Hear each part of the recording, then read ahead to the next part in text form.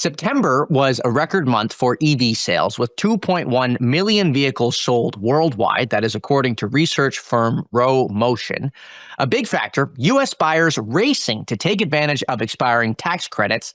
So in an era where electric vehicles are no longer a niche experiment, but rather a mainstream reality, the question is, who is building the charging infrastructure to keep up? Joining me now is Olga Shevchenko, CEO of Loop Global, one of the largest EV charging networks in the U.S.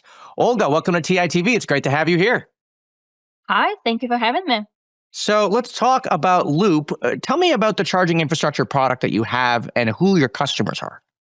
Yeah, so we have two main products. One is we call L2, a slow charger.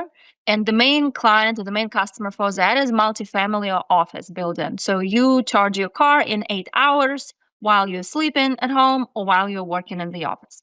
That's our primarily product, and multifamily would be the most, the locations where we sell the product the most. Our second product is our DC product, a fast product, which allows you to charge your car in 45 minutes.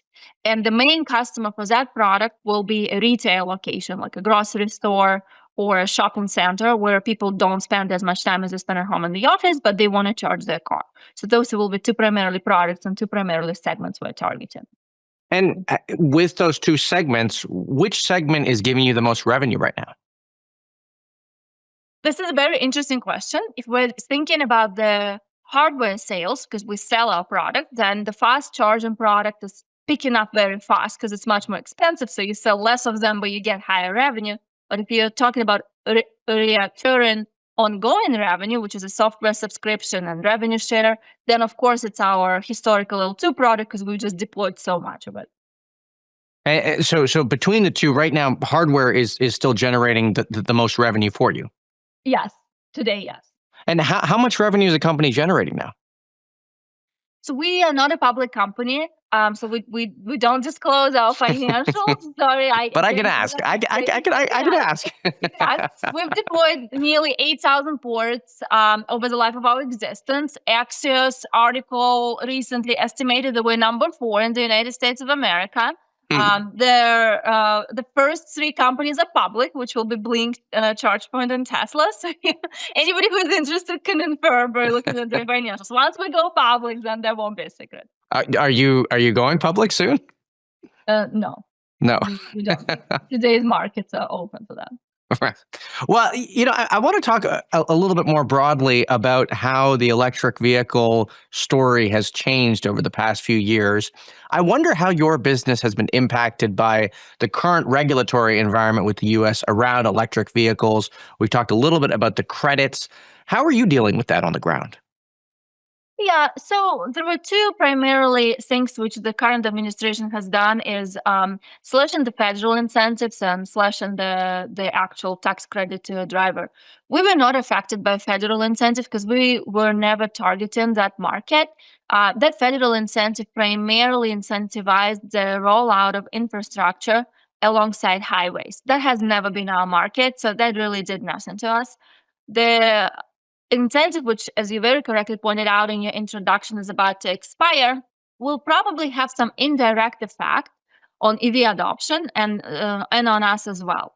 But what I can say is that the market has been, the growth hasn't been as fast as people forecasted already for a couple of years. The market's been growing, but it's been growing probably in a high single-digit, low double-digit % year over year. And everybody expected that the market will double every year, so a lot of people were disappointed.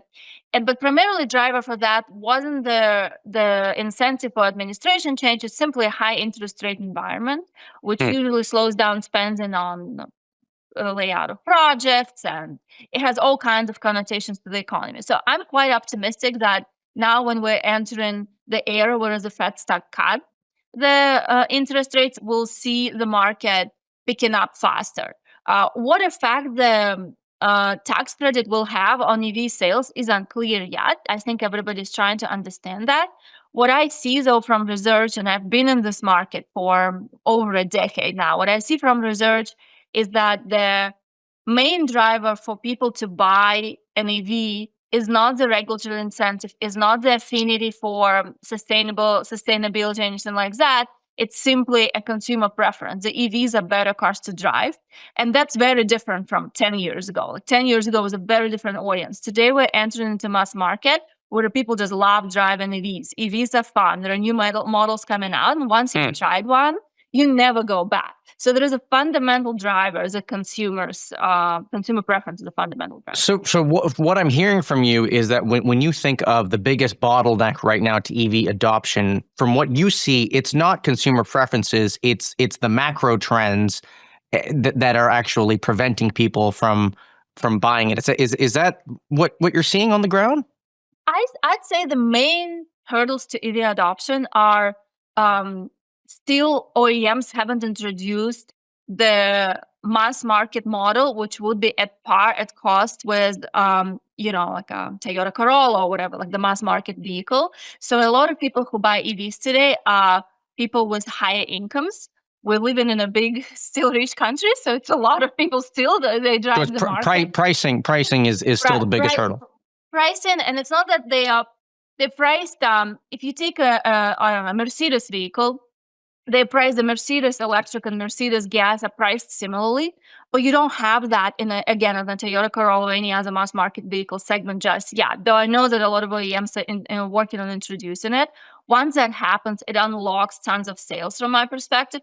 That's one hurdle. The second hurdle, you still have that range anxiety, and that's what me and the companies like Loop are working on, where people are like, okay, I buy an EV and I can get from place A to B. What if I get stuck and all of those things? But we see, I live in California. California is leading EV adoption in the US. We see that in California, that factor is going away because there is so much charging available, especially if you live in large urban center like Los Angeles or San Francisco, San Diego. That is alleviated, and that's where we see EV adoption is picking up much faster because people know, they see it with their own eyes at every grocery store and every hotel they're going to. Let me ask you this. We saw the news this week that Waymo is charging ahead with their own ambitions. They're putting their cars on highways now. A lot of people are talking about autonomous vehicles this week. How does the advent of autonomous vehicles and the boom that people are forecasting there, how is that going to affect the EV sector and your business? Very positively. Pretty much to my knowledge, every autonomous car, be it Waymo or any of their competitors, is electric because it is much easier to operate remotely, right? To start and go, and it has all this electronics built in. So those cars drive, like an average, just a normal commuter drives 11,000 miles a year. The New York taxi driver drives like 60,000 miles a year.